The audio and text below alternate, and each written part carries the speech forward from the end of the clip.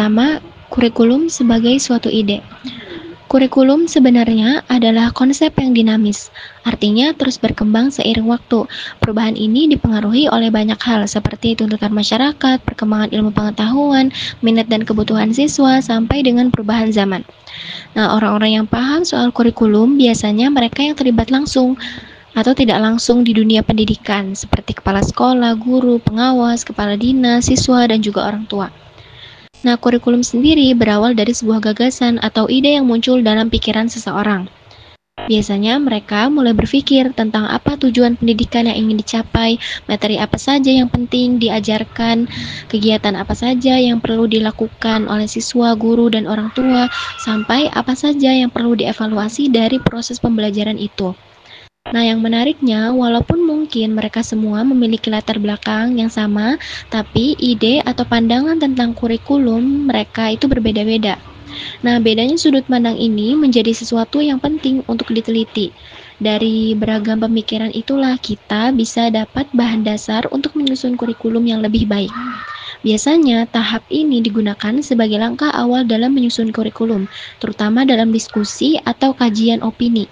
Nah, nantinya ide-ide yang paling kreatif, original, dan bermanfaat akan dipilih, yang pastinya tetap mengacu pada visi, misi, dan tujuan pendidikan nasional.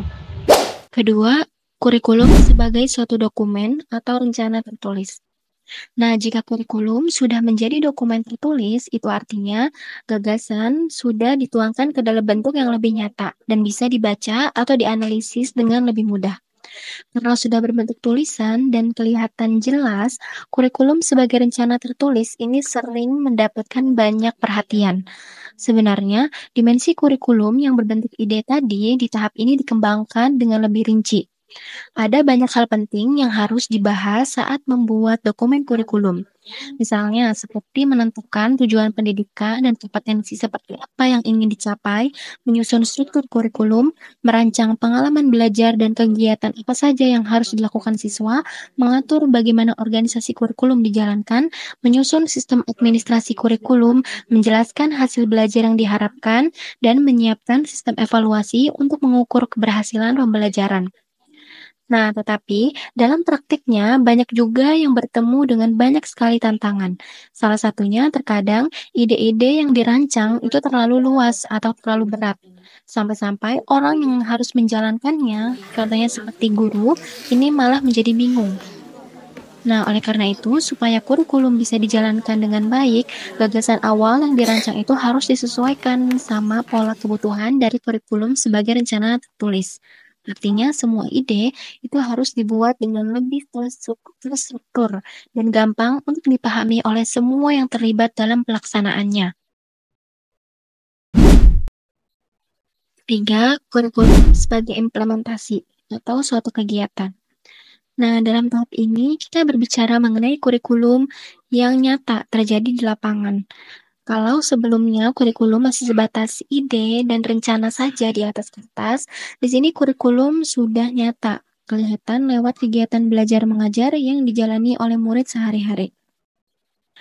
Orang-orang mungkin punya gambaran atau konsep mengenai kurikulum, tapi yang mereka rasain langsung itu hanya melalui pengalaman belajarnya.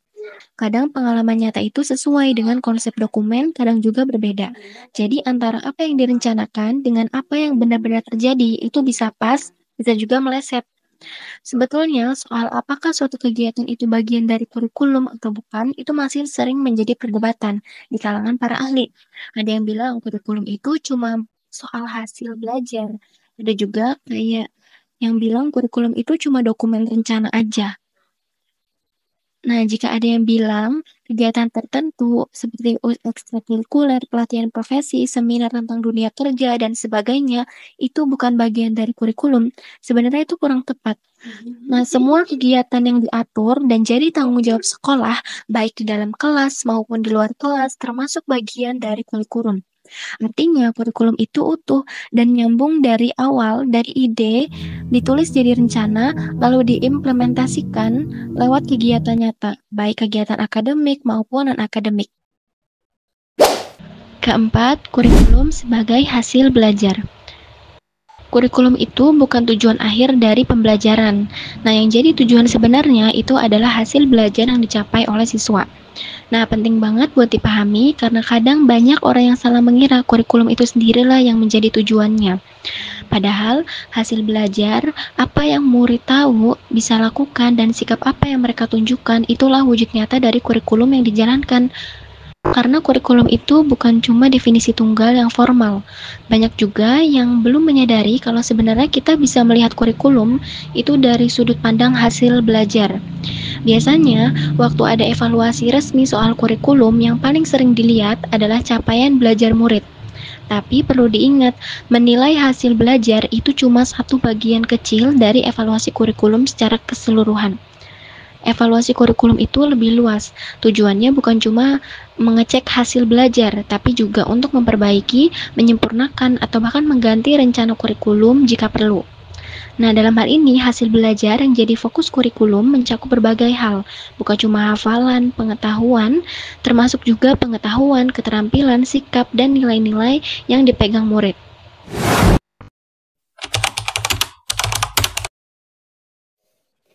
Adapun contoh dari 4 dimensi kurikulum menurut Hamid Hasan, yang pertama, kurikulum sebagai suatu ide. Contohnya, pemerintah punya visi besar, yaitu ingin membentuk lulusan yang kritis, kreatif, mandiri, dan berakhlak mulia. Nah, pada tahap ini, ide itu belum tertulis resmi, masih sebatas gagasan atau arah besar pendidikan di Indonesia. Yang kedua, kurikulum sebagai suatu dokumen atau rencana tertulis. Nah, dari ide yang dikemukakan tadi, pemerintah kemudian menyusun dokumen kurikulum. Isinya meliputi mata pelajaran wajib dan pilihan, kompetensi dasar tiap pelajaran, misalnya siswa mampu membuat karya tulis ilmiah sederhana, kemudian aturan penilaian yang mencakup aspek pengetahuan, keterampilan, dan sikap. Jadwal pelajaran per minggu. Jadi di tahap ini, ide yang abstrak tadi sudah menjadi pedoman tertulis yang bisa dipakai di seluruh sekolah. Nah, yang ketiga, kurikulum sebagai implementasi atau suatu kegiatan. Nah, contohnya di kelas 5 SD, guru memberi proyek ke siswa untuk membuat poster tentang pentingnya menjaga lingkungan. Nah, adapun tugas guru itu membimbing diskusi, memberi contoh-contoh poster, menilai kreativitas siswa. Nah, di sini kurikulum yang tertulis tadi itu benar-benar dijalankan lewat kegiatan nyata di sekolah. Yang keempat, yaitu kurikulum sebagai hasil belajar. Nah, setelah proyek selesai, hasilnya siswa tahu pentingnya menjaga kebersihan lingkungan, siswa bisa bekerja sama dalam kelompok, siswa mampu membuat poster yang menarik dan informatif. Nah, semua pencapaian ini adalah hasil nyata dari penerapan kurikulum dalam proses belajar. Menurut Ibrahim, tahun 2005 membagi kurikulum ke dalam 3 dimensi utama, yaitu kurikulum sebagai substansi, kurikulum sebagai sistem, dan kurikulum sebagai bidang studi. Yang pertama, kurikulum sebagai substansi. Nah, dalam pandangan ini, kurikulum dianggap sebagai kumpulan tujuan yang harus dicapai dalam proses pendidikan. Kurikulum juga bisa dilihat sebagai jadwal kegiatan yang harus dijalani siswa di sekolah.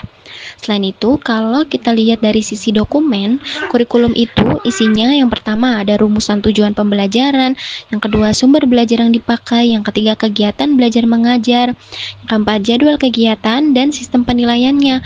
Nah, semua itu dirangkum dalam satu paket yang jadi acuan resmi untuk menjalankan proses pendidikan di sekolah. Yang kedua, ada kurikulum sebagai sistem. Kalau dari perspektif ini, kurikulum dipandang sebagai bagian dari sistem yang lebih besar, yaitu sistem pendidikan nasional, sistem sekolah, bahkan sistem sosial di masyarakat. Di sini, kurikulum bukan cuma soal materi pelajaran, tapi juga tentang struktur personalia, siapa saja yang terlibat di dalamnya, metode kerja untuk menyusun, menerapkan, mengevaluasi, dan memperbaiki kurikulum. Penyusunan kurikulum dianggap hasil kerja dari sebuah sistem yang terkoordinasi, bukan sekedar kerja individu. Artinya, ada proses kolaborasi dan mekanisme tertentu supaya kurikulum bisa berjalan dengan efektif. Yang ketiga, kurikulum sebagai bidang studi.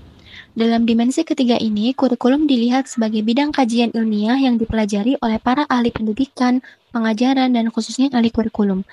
Para pakar ini meneliti gagasan-gagasan dasar tentang kurikulum, mengaji teori-teori lewat studi pustaka, melakukan penelitian dan eksperimen, dan berusaha menemukan hal-hal baru yang bisa memperbaiki atau memperkuat bidang studi kurikulum itu sendiri. Jadi kurikulum bukan cuma dijalankan atau dibuat, tapi juga harus dikaji supaya berkembang lebih baik sesuai dengan kebutuhan zaman. Ada 5 istilah dalam pengembangan kurikulum, yaitu pengembangan kurikulum atau kurikulum perkembangan. Nah, pengembangan kurikulum ini berkaitan dengan proses untuk merancang, memperbaharui, dan memperkenalkan kurikulum baru sesuai dengan kebutuhan zaman, perkembangan ilmu pengetahuan, serta tuntutan dari masyarakat dan peserta didik. Nah, pengembangan ini bukan hanya tentang membuat kurikulum, tapi juga bagaimana cara supaya kurikulum tersebut relevan dan bermanfaat untuk generasi yang sedang dan akan belajar. Yang kedua yaitu perbaikan atau penyempurnaan kurikulum. Nah, perbaikan kurikulum adalah proses memperbaiki atau menyempurnakan kurikulum yang sudah ada supaya lebih efektif dalam mencapai tujuan pendidikan. Misalnya, mungkin ada materi yang dianggap kurang relevan atau cara pengajarannya yang tidak efektif, maka kurikulum akan diperbaiki untuk mengatasi hal-hal tersebut agar lebih sesuai dengan kebutuhan peserta didik. Nah, ketiga, perencanaan kurikulum atau kurikulum planning. Nah, perencanaan kurikulum adalah langkah-langkah awal untuk merancang bagaimana kurikulum akan disusun dan dilaksanakan. Di tahap ini, dilakukan analisis terhadap kebutuhan pembelajaran, menentukan tujuan yang ingin dicapai, serta memilih materi, metode, dan alat penilaian yang tepat. Ini adalah dasar untuk seluruh proses pengajaran. Selanjutnya yaitu penerapan kurikulum atau kurikulum pelaksanaan. Nah, penerapan kurikulum adalah proses pelaksanaan kurikulum di lapangan. Ini termasuk implementasi langsung di kelas oleh guru, menggunakan metode yang sudah direncanakan dan mengevaluasi hasil belajar peserta didik. Nah, penerapan ini juga melibatkan semua pihak yang terlibat, seperti kepala sekolah, pengawas, dan orang tua siswa. Yang terakhir yaitu evaluasi kurikulum atau evaluasi kurikulum. Nah, evaluasi kurikulum adalah proses untuk menilai apakah kurikulum yang diterapkan efektif atau tidak. Nah, evaluasi ini penting untuk melihat apakah tujuan pembelajaran tercapai, apakah ada aspek yang perlu diperbaiki, dan bagaimana kualitas pengajaran secara keseluruhan. Evaluasi bisa dilakukan dengan cara mengumpulkan data dari hasil ujian, observasi kelas, dan umpan balik dari siswa serta guru. Menurut Nasution yang dikutip oleh Ahmad Zanan menyatakan bahwa pengembangan kurikulum menjadi 4 asas, yaitu asas filosofis, sosiologis, psikologis, dan organisatoris.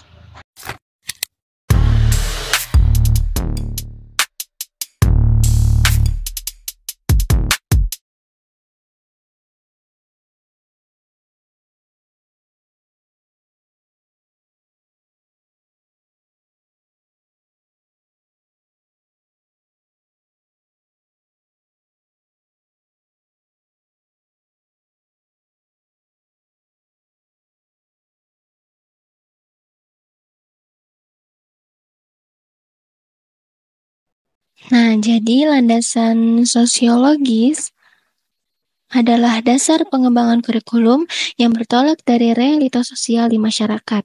Artinya, kurikulum harus mempertimbangkan nilai, norma, budaya, kebutuhan, serta tantangan sosial yang ada di lingkungan masyarakat tempat peserta didik hidup. Nah, landasan ini berangkat dari pemikiran bahwa pendidikan tidak dapat berdiri sendiri, tapi merupakan bagian dari masyarakat dan bertujuan untuk membentuk individu yang mampu berkontribusi dalam kehidupan sosial. Nah, kenapa landasan sosiologis ini sangat penting? Karena anak-anak berasal dari masyarakat. Mereka mendapatkan pendidikan baik informal, formal, maupun non-formal dalam lingkungan masyarakat dan diarahkan agar mampu terjun dalam kehidupan bermasyarakat. Nah, maksudnya adalah anak ini adalah bagian dari masyarakat sejak lahir. Mereka tumbuh dalam lingkungan sosial yang penuh dengan nilai dan kebiasaan tertentu. Nah, pendidikan yang diterima bukan hanya dari sekolah saja atau formal saja, tapi juga dari keluarga dan lingkungan sekitar, informal, dan juga kegiatan masyarakat seperti pelatihan, kursus, dan organisasi, yaitu non-formal. Nah, oleh karena itu kurikulum itu harus membantu anak memahami realitas sosialnya, menanamkan nilai sosial dan budaya yang baik, serta membekali anak agar siap berperan aktif dan positif di masyarakat, misalnya melalui pelajaran kewarganegaraan, kerjasama, toleransi, gotong royong, dan yang lain-lain. Jadi, landasan sosiologis ini menjadikan kurikulum sebagai jembatan antara dunia pendidikan dan masyarakat agar anak-anak bukan hanya jadi pintar secara akademik, tapi juga siap hidup, bekerja, dan berkontribusi dalam lingkungan sosialnya.